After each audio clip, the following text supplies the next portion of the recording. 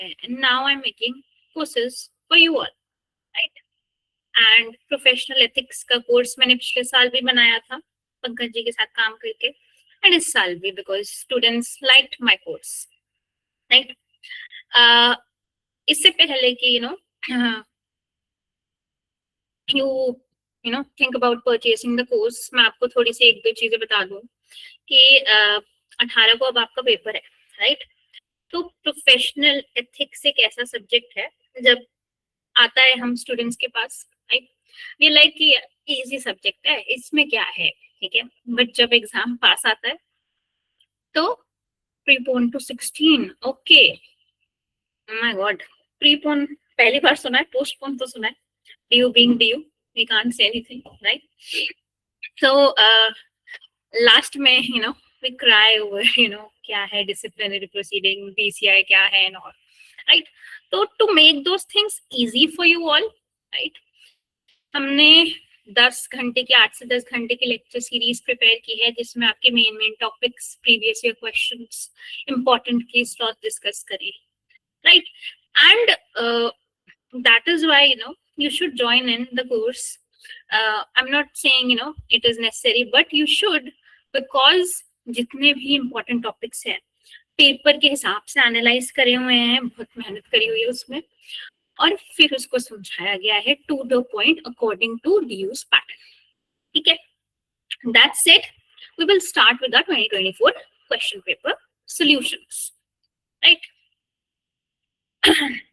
Usually answer writing का मैं आपको एक चीज बता दूं, हम लोग क्या करते हैं एलएलबी में, लॉ में हमको कभी नहीं सिखाया जाता कि आंसर्स कैसे लिखे जाते हैं, ठीक है? तो वो भी मैं आपको थोड़ा थोड़ा बताती रहूंगी उसमें, और हर क्वेश्चन के आंसर के लास्ट में मैं आपको एक छोटे से पॉइंटर्स बताऊंगी जो मेन चीज है उस क्वेश्चन का crux, which you have to write, which will fetch you marks, ठीक है? बिकॉज हमको ये चीज नहीं बताई जाती कि जितना हम एज स्टूडेंट्स एग्जामिनर के लिए इजी करेंगे पेपर चेक करना हमारा, उतना एग्जामिनर के पैसे बढ़ेंगे, क्योंकि उनको 200-300 शीट्स एक दिन में चेक करनी होती है, उनका टारगेट होता है 50 रुपए 100 रुपए पर शीट मिलता है, राइट? तो जिस इंसान ने हाईलाइट कर कर थोड़ा सा नीटली लिखकर, अरेंज कर कर, डायग्राम्स बनाकर वर्ड्स, इंपॉर्टेंट पॉइंट्स को हाईलाइट कर दिया, उसको ऑब्वियसली एग्जामिनर का ध्यान जाएगा उन वर्ड्स पर। तो एग्जामिनर्स कभी भी पूरा क्वेश्चन पेपर, आंसर पेपर आपका नहीं पढ़ेंगे, दे जस्ट रीड ऊपर ऊपर के हेडिंग्स, टिक मार्क, आगे बढ़ते हैं, because nobody has the time to be honest to read it, right? तो always make a structure of your answers, right? सबसे पहले we start with an introduction, ठीक है? इंट्रोडक्शन में हम थोड़ा सा डिफाइन कर देंगे, कोशिश करेंगे, प्रोफेशनल एथिक्स का क्वेश्चन है, जैसे अब यहाँ पर देखिए, मैं आपको साथ साथ समझाती हूँ। Elaborate the functions of the State Bar Council and BCI as laid down under the Advocate Act. हम क्या करते हैं एज स्टूडेंट्स, सीधा चले जाते हैं स्टेट बार काउंसिल पर, बीसीआई पर, एडवोकेट एक्ट, हमें नहीं करना है। It cuts some marks. First we have to write down the heading. क्या हेडिंग है? इंट्रोडक्शन, जैसे यहाँ लिखा गया है, इंट्रोडक्शन लिखेंगे, ठीक है? उसको हाईलाइट कर देंगे, अगर आपका हाईलाइटर अलाउड है, कलर पेन अलाउड है, नहीं तो एक ही सेम कलर के पेन से डबल लाइन डाल दीजिएगा, जैसे ऐसे डालते हैं ना डबल लाइन, ठीक है? फिर हम बात करेंगे लीगल प्रोफेशन की, because the paper is about the legal profession, right? कि legal profession is a very unique profession. Why? क्योंकि it has a unique constitutional as well as social position in India. ठीक है? Because बाकी commercial professions जो है money making professions होते हैं, but law is considered a noble profession. Because why? Because advocates directly participate कर रहे हैं justice administration में. तो justice delivery system किस पे dependent है? Lawyers, advocates पर, ठीक है? फिर हम बात करेंगे थोड़ा सा एडवोकेट्स एक्ट के बारे में, because we ultimately have to read SBC and BCI, तो कहां पर आए? एडवोकेट्स एक्ट में। तो इंट्रोडक्शन में एक छोटा सा पैरा लिख देंगे उसके बारे में, ठीक है? एडवोकेट्स एक्ट से पहले लीगल प्रैक्टिस को रेगुलेट करने के लिए कुछ भी नहीं था, वो यूनिफाइड नेशनल फ्रेमवर्क नहीं था, तो पार्लियामेंट ने एडवोकेट एक्ट 1961 पास किया। और इस एक्ट में क्या हुआ? एक्ट में एस्टैब्लिश हुई state bar council and bar council of India. और ये बॉडीज क्या करती हैं, क्या फंक्शन है इनके, जरूरी नहीं है आपको लंबी लंबी लाइनें लिखनी है, just right it in pointers, एक डैश डाल के एनरोलमेंट ऑफ एडवोकेट्स। सेकंड, अब ये तो ऐसे दिया हुआ है, मैंने करा हुआ है, बट आप लाइन में लिख सकते हैं, professional ethics, disciplinary control, legal education, welfare of advocates, administration of legal profession. Then you talk about section 6 and 7 of the advocate act, क्योंकि ये मेन चीज है, क्रक्स है, एग्जामिनर इसी के लिए सर्च करेगा, जस्ट टू लाइक कि एग्जामिनर नोज, अगर उसकी नजर पड़े कि हाँ ये बच्चा आगे लिखने वाला है, तो एग्जामिनर की साइकोलॉजी जब हम समझ जाएंगे ना, ऑटोमेटिकली मार्क्स मिल जाएंगे हमें, ये भी समझना जरूरी है, ठीक है। 6 and 7 बात करते हैं एसबीसी एंड बीसीआई के बारे में। बस अब आते हैं हम जो सवाल में पूछा गया है, functions of the SBC and BCI, ठीक है। अब मैंने इसमें शॉर्ट में ऑब्वियसली पॉइंटर्स में बताया है, you can elaborate on these pointers of course, then you put your second heading, जो भी आपसे सवाल में पूछा गया है। हमसे पूछा है फंक्शंस, तो हम लिखेंगे functions of the state bar councils, underline कर देंगे, हाईलाइट कर देंगे, right. And we talk about which provision talks about the functions. कौन सा प्रोविजन हमने बात की थी, section 6। Section 6 of the Advocates Act of 1969 talks about the functions of the BCI, SBC, ठीक है। और SBC स्टेट लेवल है क्या, ये भी बताएगी एक line. SBC primary regulatory authority है हमारे एडवोकेट्स के लिए एट द स्टेट लेवल, ठीक है। Then we come to the functions. Function number 1, admission of advocates on the state roll, ठीक है। तो सबसे इंपॉर्टेंट फंक्शन एसबीसी का क्या है, to admit persons as advocates on its rolls, है ना। हम सब लोग बीसीआई में, मतलब अभी एडवोकेसी जब आपकी पूरी होगी तो आप लोग 2 जगह एनरोल करेंगे, एक बीसीआई में और एक अपने रिस्पेक्टिव स्टेट बार काउंसिल। तो ये उसकी बात हो रही है, जब हम जैसे राजस्थान में, अगर मैं बार में हूँ तो Rajasthan bar association and BCI में को दोनों का मिलेगा, राइट। तो I will SBC will admit me as an advocate in my state का रोल, जहां पर भी मैं करवाना चाहती हूँ अपने रजिस्ट्रेशन। और SBC will examine कि मेरी एजुकेशन क्वालिफिकेशंस क्या है, सिटीजनशिप इंडियन सिटीजन हूँ कि नहीं, एलिजिबिलिटी है मेरी कि नहीं, AIB वगैरह दिया है कि नहीं, और अगर डिस्क्वालिफिकेशन है 24A में है क्या, ये भी चेक करते हैं। Once I am enrolled, I will get a statutory right कि मैं लॉ प्रैक्टिस कर सकूँ अपनी स्टेट में, ठीक है। एक ये function. Second function, preparation and maintenance of state roll. Council prepare करेगा, मेंटेन करेगा स्टेट रोल, जिसमें डिटेल्स होंगी एनरोल्ड एडवोकेट्स की, ठीक है। डिटेल्स क्यों करनी है, अब आइडेंटिफिकेशन, ये एडवोकेट इस स्टेट बार काउंसिल में एनरोल्ड है, पता चले अगर कभी कोई डिसिप्लिनरी प्रोसीडिंग्स कंडक्ट हुए या बार से बेंच में प्रमोट हो गया एज अ जज, regulation of their practices, disciplinary supervision के लिए, अनऑथराइज्ड प्रैक्टिस कॉक्स को रोकने के लिए, ठीक है। तो रोल एक ऑफिशियल रिकॉर्ड ऑफ लीगल प्रैक्टिसनेस होगा विद इन दिस स्टेट, ठीक है। Third, disciplinary jurisdiction, very important. 35 of the Advocates Act, Section 35, deals with complaints regarding professional misconduct, and they are referred, these kind of disciplinary matters are referred to the State Disciplinary Committee of the Bar Council या फिर BCI की Disciplinary Committee। अब हम state की बात करें तो don't be confused in BCI और ये, अभी स्टेट की बात हो रही है। तो पनिशमेंट इसमें ये देते हैं डिसिप्लिनरी में, रिप्रिमांड कर सकते हैं, मतलब डांट फटकार कर छोड़ देते हैं। छोटे बच्चों को डांटते नहीं, तुमने क्या किया, करोगे ऐसे, नहीं करोगे ना, ठीक है जाओ, ऐसे करते हैं, डांट फटकार कर छोड़ देते हैं। Suspension from practice, removal of the name from state roll, तो ये भी फंक्शन है, ठीक है। Safeguarding fourth, rights, privileges and interest of advocates, SBG protect करता है professional rights, privileges and welfare of advocates, ठीक है। एडवोकेट्स को कभी कभी कोर्ट के सामने, गवर्नमेंट के सामने, अथॉरिटीज के सामने भी रिप्रेजेंटेशन मिलती है through the SBC, and it also addresses the grievances of advocates, certain अगर होती हैं तो स्टेट बार काउंसिल से related. then fifth, promotion and support of bar association, state bar council local bar associations को support करती है उनकी formation development में, ताकि प्रोफेशनल लॉयर्स की यूनिटी डिग्निटी मेंटेन रहे, तभी ट्रेजरर और अलग अलग डेजिग्नेशन होते हैं ना बार काउंसिल के इलेक्शंस में। then legal aid and law reform, council legal aid programs organise करता है, सेमिनार, वर्कशॉप, लीगल अवेयरनेस करता है, law reformation activities, judicial administration पर डिस्कशन, ताकि एक सोशल रिस्पॉन्सिबिलिटी लीगल प्रोफेशन की दिखे लीगल अवेयरनेस से, राइट। देन वेलफेयर फंक्शंस भी हैं, वेलफेयर स्कीम्स निकालता है एडवोकेट्स के लिए, जैसे अभी निकाला इन्होंने बीसीआई ने 1 साल पहले कि एडवोकेट्स को इंश्योरेंस मिलेगा, हेल्थ इंश्योरेंस।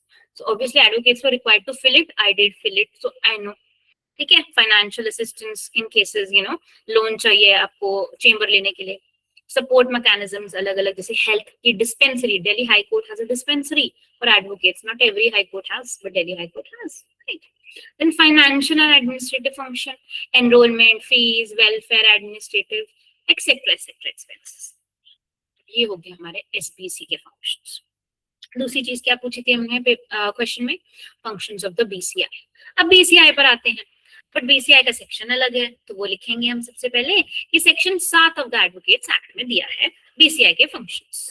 बीसीआई क्या करती है, एक लाइन में बताएंगे, एपेक्स नेशनल रेगुलेटरी अथॉरिटी है जो लीगल प्रोफेशन को ऑल ओवर इंडिया गवर्न करती है, ठीक है। फिर आते हैं फंक्शंस पर, सेम फंक्शंस हैं इसके भी, एसबीसी बीसीआई के, बट बीसीआई के थोड़े से उभर कर आते हैं क्योंकि BCI is national level authority. It lays down standards of professional conduct and etiquette, वही बात है, रूल्स फ्रेम करती है कि लॉयर को कैसे प्रोफेशनली अपने आप को एथिकली मेंटेन करना है, एडवोकेट का कंडक्ट कैसे होना चाहिए, जजेस के सामने, क्लाइंट के सामने डिसिप्लिन कैसे रखना है ताकि प्रोफेशन की डिग्निटी मेंटेन रहे, डिसिप्लिन मेंटेन रहे। Then safeguarding rights and interest of advocate, PCI protect करता है बार की इंडिपेंडेंस, एडवोकेट्स की डिग्निटी, एडवोकेट्स की प्रोफेशनल ऑटोनॉमी, क्योंकि इंडिपेंडेंट बार एक कॉन्स्टिट्यूशनल डेमोक्रेसी इंडिया के लिए बहुत इंपॉर्टेंट है, ठीक है। तीसरा, disciplinary and appellate jurisdiction, PCI appeal here करता है against disciplinary order passed by the state bar council. State bar council से अग्रीव्ड है, कहां जाएंगे, बीसीआई जाएंगे, अपील हियर करेगी 36, 37 में। अब बीसीआई क्या करती है, विड्रॉ कर सकती है प्रोसीडिंग्स कि भैया स्टेट बार काउंसिल तुम्हारी पहुंच कम है, हमें दे दो केस, ठीक है। और सुपरवाइजरी डिसिप्लिनरी ज्यूरिसडिक्शन भी है इसकी, ठीक है। Fourth, promotion and regulation of legal education, BCI एक बहुत बड़ा रोल प्ले करती है लीगल एजुकेशन में। क्या, लॉ कॉलेजेस की रिकॉग्निशन, एजुकेशनल सिलेबस, जो अभी आप सिलेबस पढ़ रहे हैं किसने किया है, बीसीआई ने डिसाइड किया एलएलबी का सिलेबस, बट एलएलएम का यूजीसी करता है, ठीक है। यूनिवर्सिटीज की इंस्पेक्शन होती है, नैक सुना होगा आपने, NAAC A++ certification, it comes from the BCI. Frames legal education के रूल्स, जैसे सिलेबस है आपका, ठीक है। Fifth, recognition of foreign qualification, अगर कोई बाहर से डिग्री कर आया वो मानी जाएगी कि नहीं इंडिया में, उसके बारे में भी डिसाइड करते हैं। Law reform and legal aid, same चीज जो एसबीसी की थी, legal seminar, publication, legal aid program, law reform discussion, ताकि एक्सेस टू जस्टिस सबको मिले समाज में। रूल मेकिंग पावर, बीसीआई की important extensive rule making power है, legal ethics, professional conduct, legal education, discipline को गवर्न, ठीक है। देन भी जस्ट हमने मेन क्रक्स कवर कर लिया, तभी भी क्वेश्चन का आंसर कंप्लीट नहीं हुआ, right. We talk about why bar councils are important, why, क्योंकि bar councils are constitutional institutions, why, क्योंकि ये प्रिजर्व करते हैं independence of the legal profession, ethical standards maintain करते हैं लॉ के प्रोफेशन के लिटिगेंट्स को एज वेल एज लॉयर, दोनों को प्रोटेक्शन मिलती है, लीगल एजुकेशन की रेगुलेशन होती है, and it strengthens the public faith in the judicial system, in the justice system, right. बिना बार काउंसिल के क्या होगा, प्रोफेशनल मिसकंडक्ट होता रहेगा, लॉयर्स डरेंगे ही नहीं, कितनी भी बदतमीजी कर लेंगे क्लाइंट से, पब्लिक कॉन्फिडेंस डिक्रीज होगा, there will be chaos in society, right? So that is why bar councils are important. And then we will conclude. Conclusion जरूर लिखना है आपको. And point to be noted, conclusion is always a positive conclusion. Never write a negative conclusion. चाहे आपको लग रहा है negative है, always end with a positive note. ठीक है? Because conclusion in answers is always positive. हम बोलेंगे एडवोकेट्स एक्ट ने एक ऑटोनोमस फ्रेमवर्क एस्टैब्लिश किया एसबीसी बीसीआई का, ठीक है। It is the apex body BCI, state bar council state की हेड बॉडी है, साथ में मिलकर these institutions are complementary to each other, they go hand in hand, and a legal profession की एथिक्स, डिसिप्लिन, कॉन्स्टिट्यूशनल वैल्यूज को बढ़ाते हैं, ठीक है। ये हो गया हमारा क्वेश्चन का अलग अलग हेडिंग्स करके कंप्लीट चीज। अब मैं आपको एक चीज बताती हूँ, जब भी आप पेपर के आंसर लिखेंगे एग्जाम में, always mention in this type of question functions वाला द सेक्शंस। अभी हमें क्या थे, section 6 and 7, we mention it, we explain it. Separate heading, दो चीजें पूछी है, functions of BCI SBC, heading should be separate. You can't just write functions, ठीक है, functions of SBC, functions of BCI, two different headings for two different things. You have to use words like noble profession, officers of the court, administration of justice, ठीक है, ये words ढूंढते हैं examiner इसलिए। And disciplinary jurisdiction को भी बात करनी है, जैसे हमने बताया था कि प्रोफेशनल मिसकंडक्ट के लिए डिसिप्लिनरी जुरिस्डिक्शन, ठीक है। Conclusion should be short, not a long one, positive one, emphasising कि bar is independent of the bench and SBC BCI को हैंड इन हैंड कॉम्प्लीमेंट, ठीक है। स्टैट्यूट की लैंग्वेज यूज करेंगे सेक्शन 6 और 7 में, जरूरी नहीं है कि आपको रटनी है, just mention the keywords, if you don't remember the whole language that will do it. समझ आया सबको कि कैसे लिखना है answer? You thumbs up thumbs down बताइए।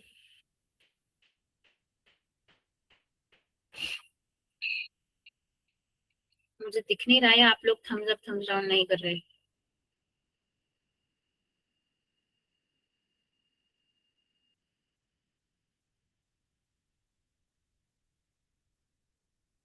जी नहीं दिख रहा,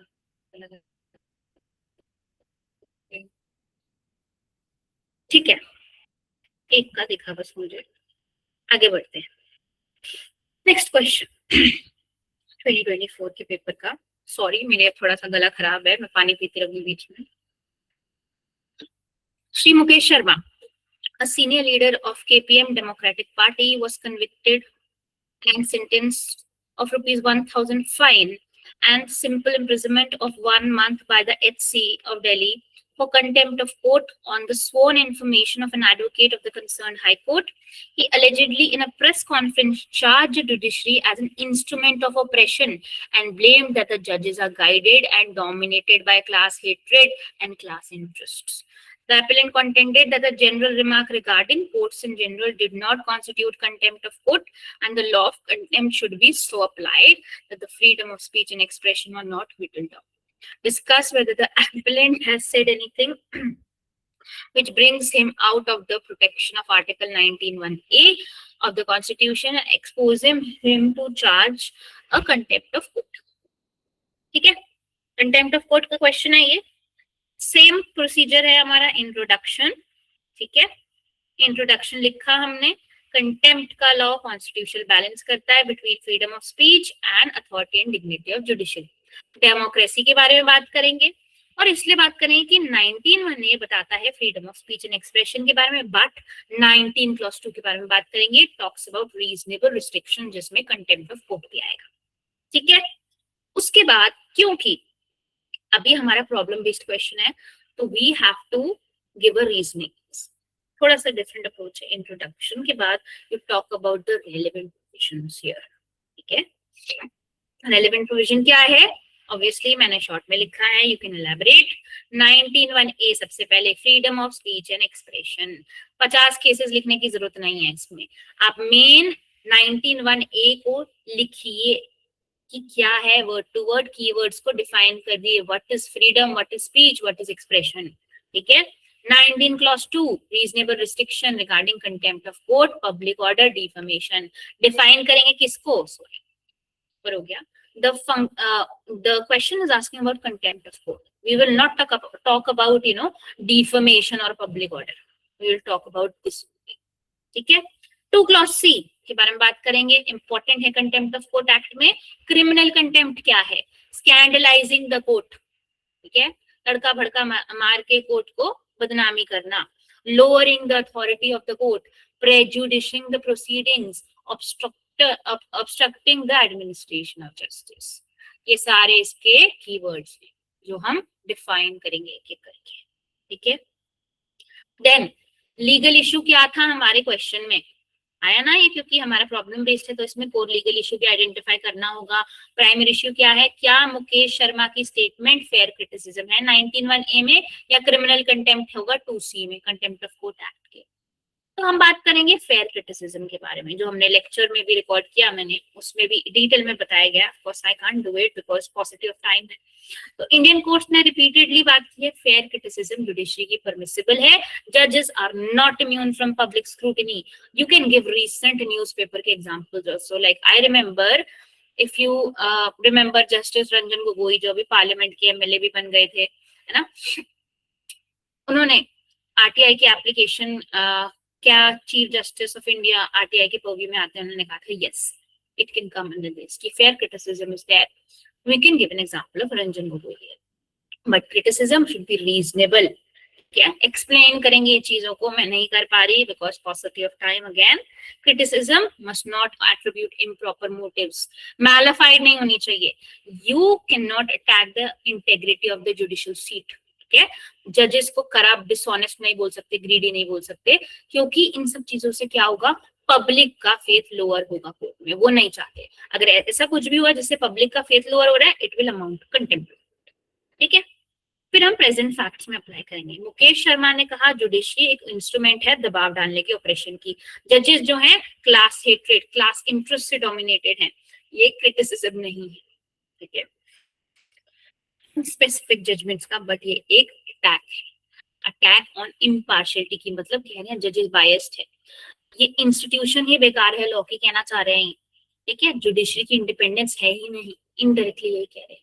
तो ये जो जनरलाइज्ड एलिगेशन है, ये पब्लिक आम आदमी को क्या क्रिएट करेगी, इंप्रेशन। आम आदमी के थॉट प्रोसेस से सोचिए, जो न्यूज में आज तक में देख रहा है तड़कता भड़कता, उनको तो लगेगा कि भाई जुडिशरी तो खत्म है, बायस हो गए जज, तो पब्लिक कॉन्फिडेंस लोअर हो जाएगा। दिस जो इन्होंने स्टेटमेंट बोली, इट स्कैंडलाइजेस द कोर्ट। ठीक है, अब हम अप्लाई कर लिया हमने, अब हम केसेस से सपोर्ट करेंगे इस चीज को। एक एक लाइन का मैंने इसमें डाला है, बट ऑब्वियसली लेक्चर्स में बेटर एक्सप्लेन किया है, so you will have to refer to them. AMS Namboodiri versus TN Nambiar में सीएम ने जुडिशरी को डिफेम किया। ठीक है, कि वेल्दी क्लास का इंस्ट्रूमेंट है, खेलते हैं वेल्दी लोग जुडिशरी से। इश्यू क्या था कि पॉलिटिकल क्रिटिसिज्म क्या कंटेम्प्ट है।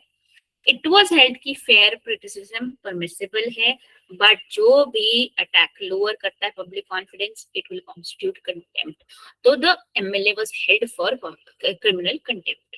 ठीक है, दिस केस डायरेक्टली अप्लाइज। अब केस के साथ भी जोड़ेंगे। ठीक है, ये नहीं कि case judgment fact issue done, you will have to apply to the Mukesh Sharma allegations. तो आपने एक लाइन लिखनी है बस, और आपका जुड़ जाएगी वो तार। ठीक है, PN Duda versus VP Shiv Shankar, political speech criticized judiciary and legal system, whether criticism amounted to attempt. Court protected the speech because criticism remained within permissible democratic limits. So fair and temperate criticism in public interest is protected. अब आप बात करेंगे, क्योंकि सवाल इसी का था कि फेयर क्रिटिसिज्म और कंटेम्प्ट का। ऑब्वियसली छोटा बताया अभी इसमें मैंने, नहीं तो 3 पेजेस का ये डिफरेंस है lectures में, you'll have to refer to that. Fair criticism is rational, is respectful, is evidence based, is directed at judgment of system. Criminal contempt reckless allegation है, motives का attribution है फालतू का, attack है institution पर, lower करता है public confidence। तो मुकेश शर्मा की statements क्रिमिनल कंटेम्प्ट की कैटेगरी में फॉल करती है। And we conclude the answer कि मुकेश शर्मा की जो स्टेटमेंट है पब्लिक कॉन्फिडेंस लोअर करिए, क्रिमिनल कंटेम्प्ट की 2C में फॉल करेगी। ठीक है, so protection under 19(1) is unavailable. ठीक है, next question.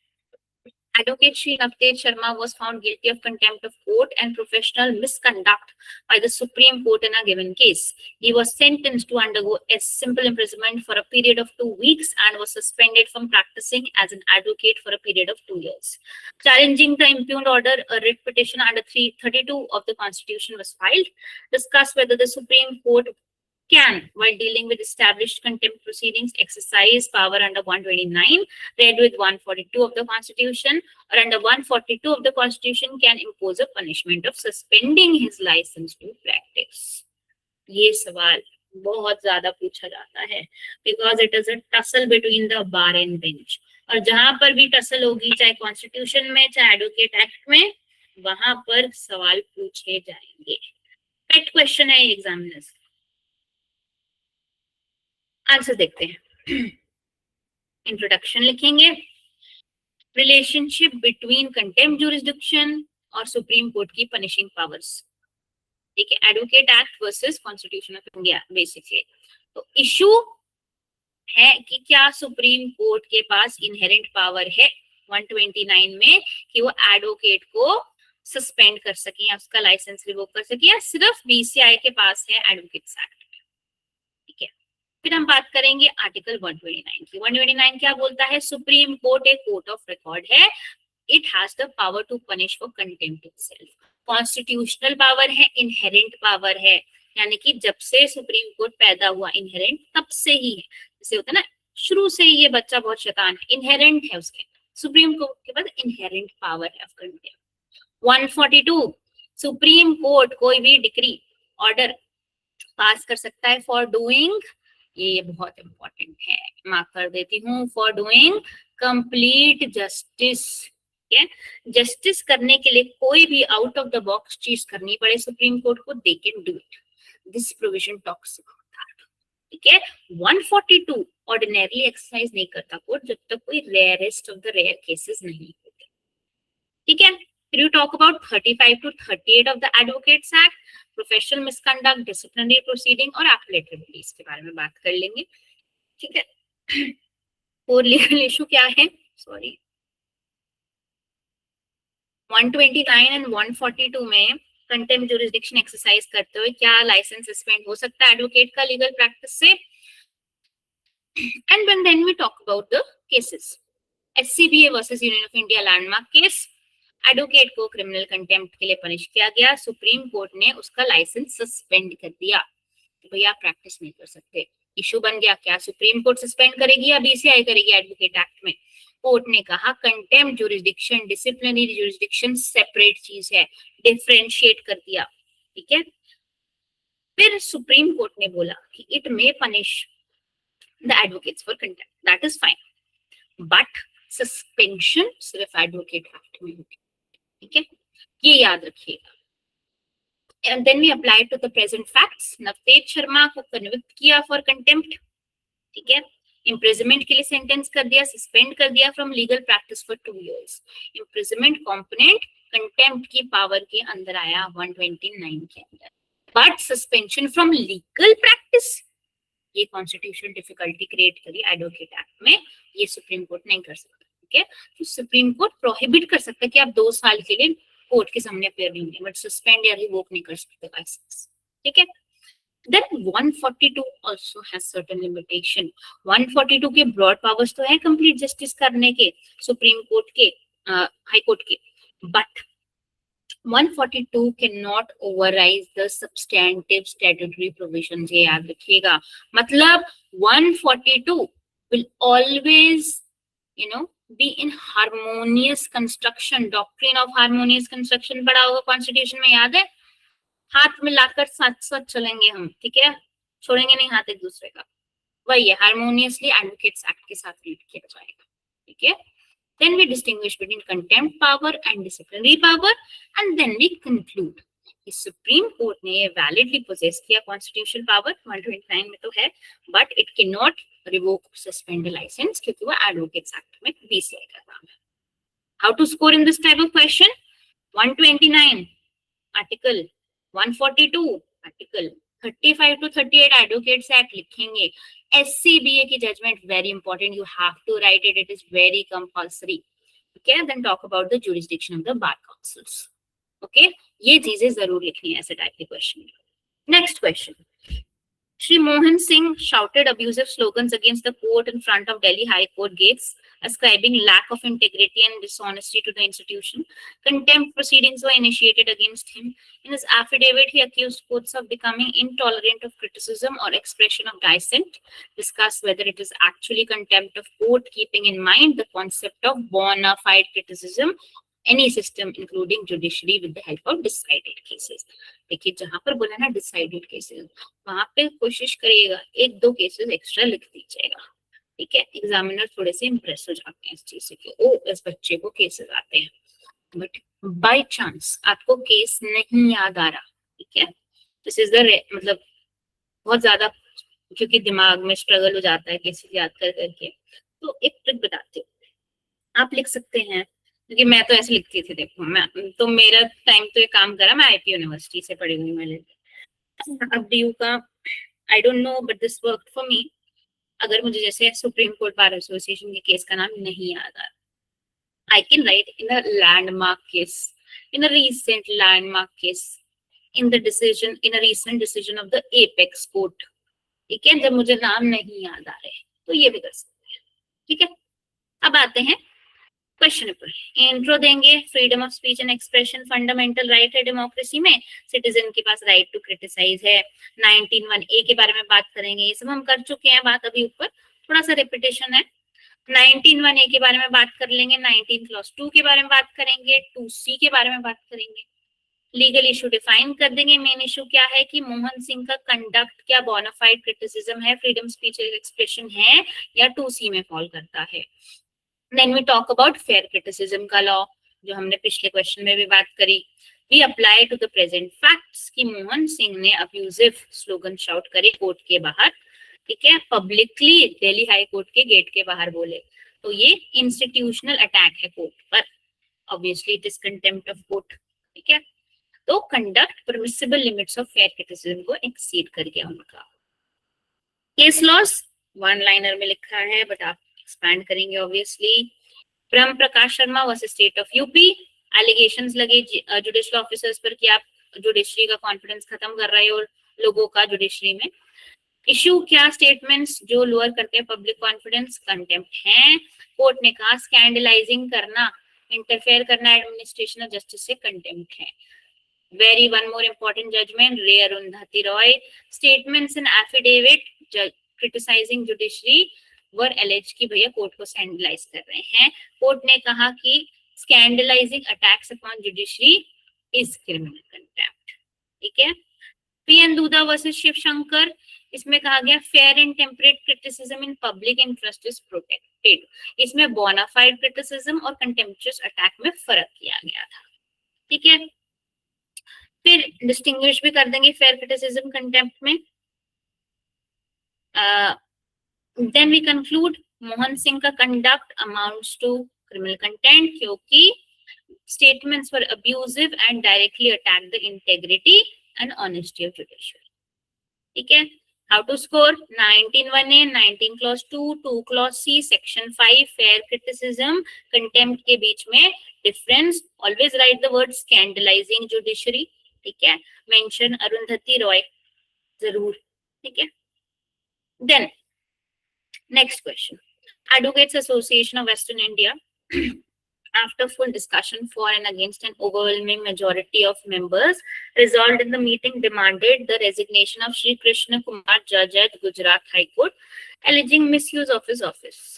On the strength of such resolution, office bearers of the association coerced and pressurized him to resign from the office, for which he ultimately resigned. With the help of decided cases, discuss whether it is constitutionally permissible for a bar council or association to pass such a resolution.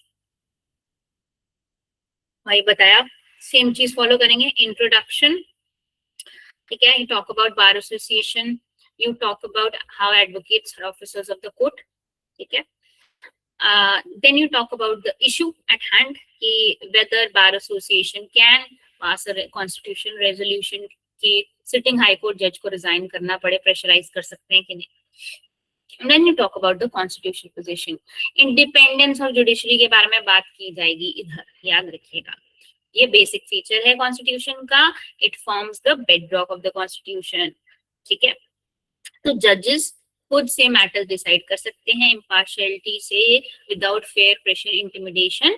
तो एक high court जज can not be remove merely by lawyers का या BCI का pressure, क्योंकि उनका हटाने का प्रोसेस है। कहाँ है प्रोसेस, इम्पीचमेंट का। कहाँ होती है इम्पीचमेंट, पार्लियामेंट। कैसे होती है, रेजोल्यूशन पास करके। तो ऐसे कोई बीसीआई नहीं रिमूव कर सकते, ठीक है। Then we talk about the different roles and duties of the bar association. कि भैया उनकी ड्यूटीज है toward the client, court, legal profession, justice. Bar association concern express कर सकती है, रिप्रेजेंटेशन सबमिट कर सकती है, क्रिटिसाइज कर सकती है जजमेंट को, but they can not intimidate the जजेस, धमका नहीं सकते उनको, उनके ऑफिस से हटा नहीं सकते, ठीक है। इशू हमने डिफाइन कर दिया था क्या ये रेजोल्यूशन पास कर सकती है ऐसे।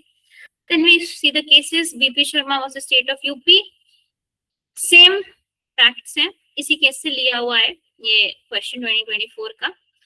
तो कोर्ट ने बोला कि रेकलेस एलिगेशन अगेंस्ट जजेस इंस्टीट्यूशनल क्रेडिबिलिटी को डैमेज करते हैं जुडिशरी के, तो पब्लिक फेथ वीकन होता है, इसलिए ऐसा नहीं कर सकता कोई भी bar council, because it is a power of the parliament. Harish उपल important case, are K Anand important case, Harish उपल में बोला गया lawyers can not resort to coercive method या pressure tactics. R K Anand में बोला गया कि advocates are expected to maintain purity, dignity, integrity of the judicial system. Administration of justice में ऑब्स्ट्रक्शन नहीं बनते क्योंकि एडवोकेट्स तो गार्डियंस ऑफ जस्टिस हैं, ठीक है। फिर प्रेजेंट फैक्ट्स पर अप्लाई करेंगे कि जो रेजोल्यूशन पास हुआ ये गलत है, ठीक है, क्योंकि पार्लियामेंट की पावर है, कॉन्स्टिट्यूशन में स्पेसिफिक मेथड्स दिए हैं एलिगेशंस के लिए, ठीक है। Then we talk about the constitutional position की कॉन्स्टिट्यूशन में कहां दिया गया है ये सब, एंड देन वी कंक्लूड कि जो एडवोकेट एसोसिएशन ने रेजोल्यूशन पास किया कॉन्स्टिट्यूशनली इम्परमिसिबल है, you have to use the legal language, then only you will get marks, ठीक है। And to score in such kind of questions always mention independence of judiciary, basic structure constitution का है, separation of powers, security of judges का tenure, and Brahm Prakash Sharma versus state of UP cite करना है ऐसे सवाल में, ठीक है। कैसे फ्रेजेस यूज करने हैं, administration of justice, judicial independence, officer of court, constitutional mechanism, fair criticism और कोअर्सिव इंटिमिडेशन में डिफरेंशिएट करेंगे, ठीक है। दूसरा अगला सवाल, Indian Insurance Company Limited terminated the retainership of the appellate advocate and requested him to return all the case files relating to the company. In response, he informed the company that the files would be returned only after settling his dues. पैसे नहीं दिए उन्होंने। Appellant before the SC submitted that he has a lien, right to lien, बहुत पूछा जाता है, over the files for his unpaid fees due to him, discuss the settled law, whether it amounts to misconduct to proceed under section 35. देखिए इन्होंने एक section तो आपको mention कर दिया, मतलब हिंट दे दिया कि ये सेक्शन तो जरूर लिखना और कुछ लिखो मत लिखो, ठीक है। इंट्रोडक्शन लिखेंगे, लीगल प्रोफेशन की तारीफ कर देंगे, नोबल प्रोफेशन है, गार्डियन ऑफ जस्टिस है, फेथ, इंटेग्रिटी, ये शब्द इस्तेमाल करेंगे। रेलेवेंट लीगल प्रोविजन 35 को अच्छे से एक्सप्लेन करेंगे, क्वेश्चन में भी मेंशन है क्योंकि, ठीक है। प्रोफेशनल मिसकंडक्ट की पनिशमेंट, रेप्रिमांड क्या है, सस्पेंशन क्या है, रिमूवल फ्रॉम रोल कब होगा। फिर कोर लीगल इशू बताएंगे क्या है, क्या एक एडवोकेट लियन क्लेम कर सकता है for unpaid professional legal fees. फिर आएंगे केस पर, इसका लैंडमार्क केस यही है, ये जरूर मेंशन करना है कि कोर्ट ने बोला कि advocate do not possess lien over the litigation files of claims, ठीक है। ऑब्वियसली और भी चीजें बोली गई, you can look at it when you look at the video letter, क्योंकि ये चीजें डिस्कस करी गई हैं जैसे मैंने आपको बताया आपके इंपॉर्टेंट टॉपिक्स में। देन लॉ क्या है रिलेटेड टू लियन, एडवोकेट्स का लियन नहीं है, बाकी प्रोफेशंस में है, बैंकिंग में जब लोन लेते हैं तो क्या होता है, कोलैटरल देते हैं ना, जैसे प्रॉपर्टी की टाइटल डीड दे दी, बट लॉ में ऐसा नहीं है क्योंकि लीगल प्रोफेशन में फिड्यूशरी कैपेसिटी है लॉयर की, क्लाइंट की इंटरेस्ट पैरामाउंट है, लिटिगेशन पेपर्स बहुत इंपॉर्टेंट है क्लाइंट को जस्टिस मिलने के लिए, तो रिटेन कर ले डॉक्यूमेंट, क्लाइंट बेचारा सफर करेगा, इसलिए no right to lien. But जरूरी नहीं है कि आप लियन ही लो, लियन नहीं ले सकते, इसलिए आप क्या करोगे, सिविल रेमेडी है आपके पास to sue the client for unpaid professional fees, ठीक है। प्रेजेंट फैक्ट्स में अप्लाई कर देंगे, जैसे मैंने आपको बताया इनका जो कंडक्ट है लियन का, फिड्यूशरी ऑब्लिगेशंस को, क्लाइंट की इंटरेस्ट को वायलेट करता है, तो एडवोकेट्स आर एक्सपेक्टेड कि क्लाइंट ट्रस्ट मेंटेन करे, फेयरली एक्ट करे, तो क्लाइंट के डॉक्यूमेंट्स क्लाइंट को रहते हैं, और ये जरूर लिखेंगे advocates are just the trustee of the document, professional capacity में होल्ड कर रहे हैं, उनके डॉक्यूमेंट नहीं है, ये क्लाइंट की है, ठीक है, conclude by saying advocate can not legally claim right to lien, ठीक है, they can go to civil remedies, CPC में होते हैं डैमेजेस के लिए, कॉन्ट्रैक्ट के लिए, बट इसमें नहीं, सेक्शन 35 ऑफ एडवोकेट एक्ट ये बोलता है।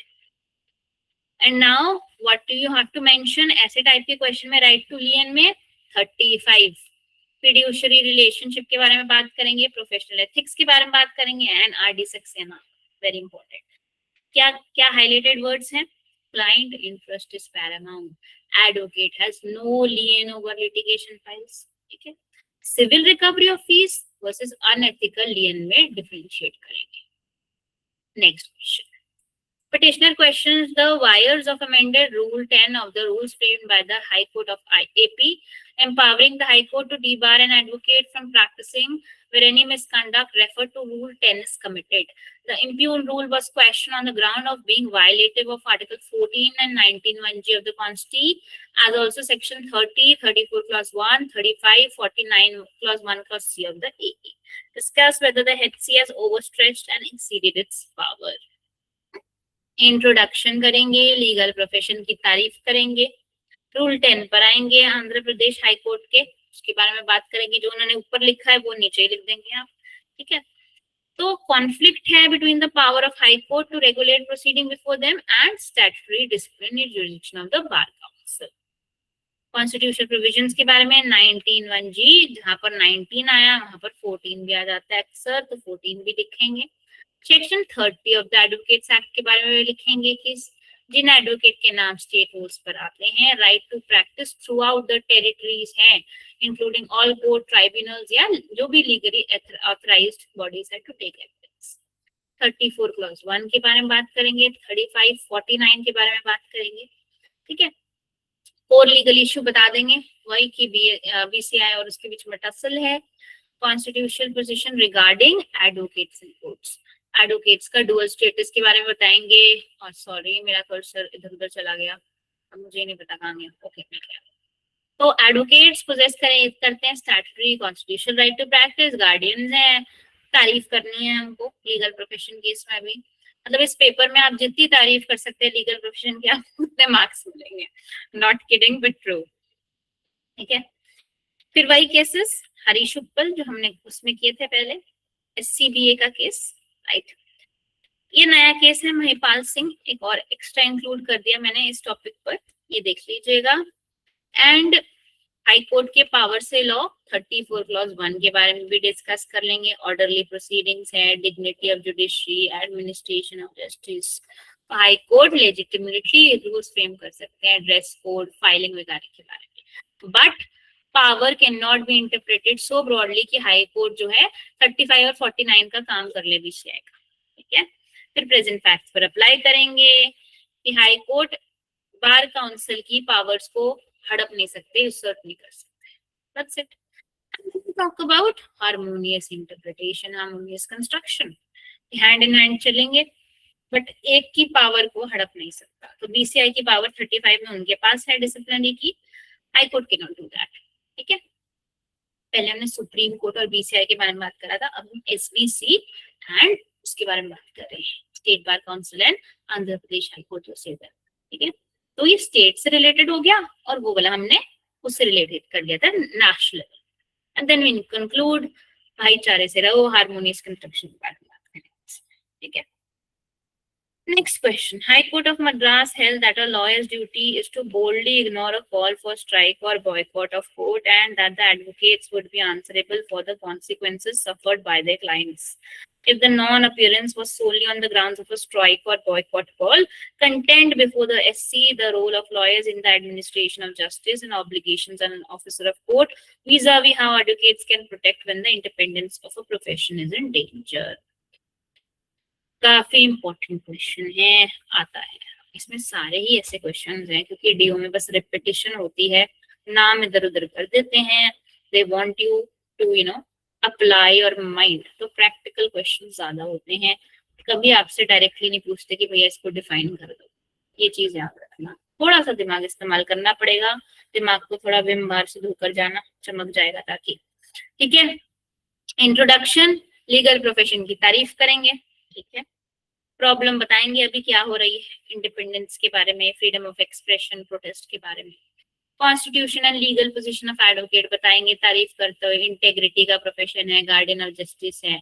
एडवोकेट एक्ट में लॉयर की ड्यूटी है क्लाइंट, कोर्ट, ओपोनेंट, सोसाइटी की तरफ।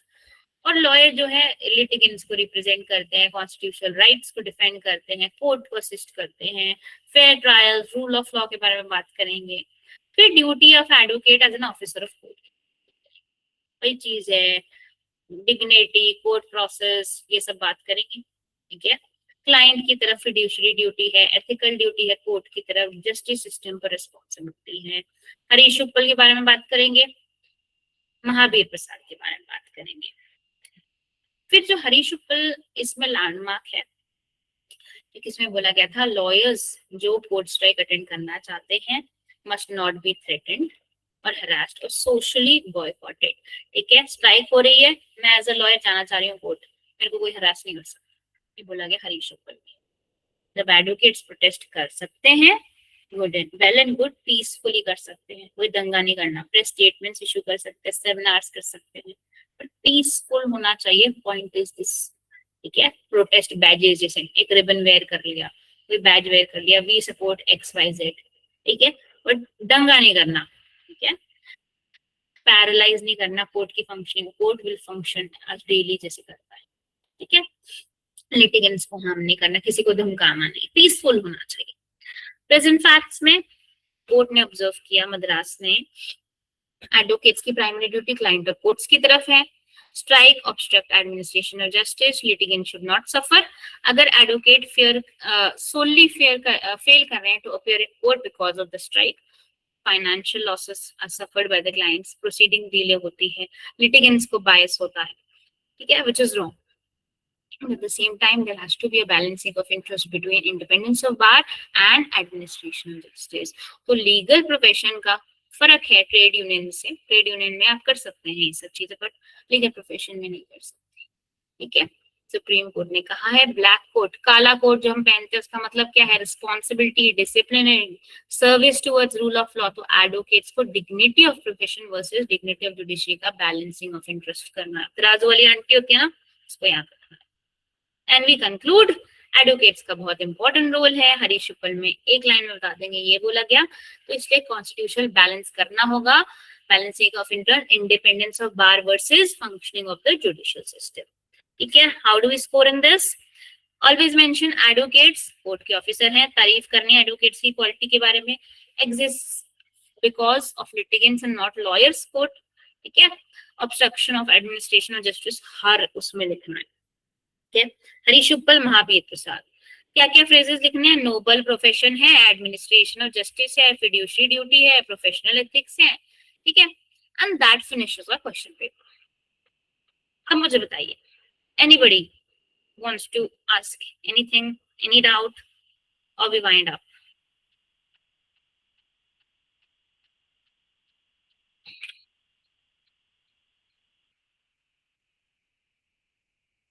ठीक है, I guess that's all for today. Bye bye everyone. Thank you for attending. Good night.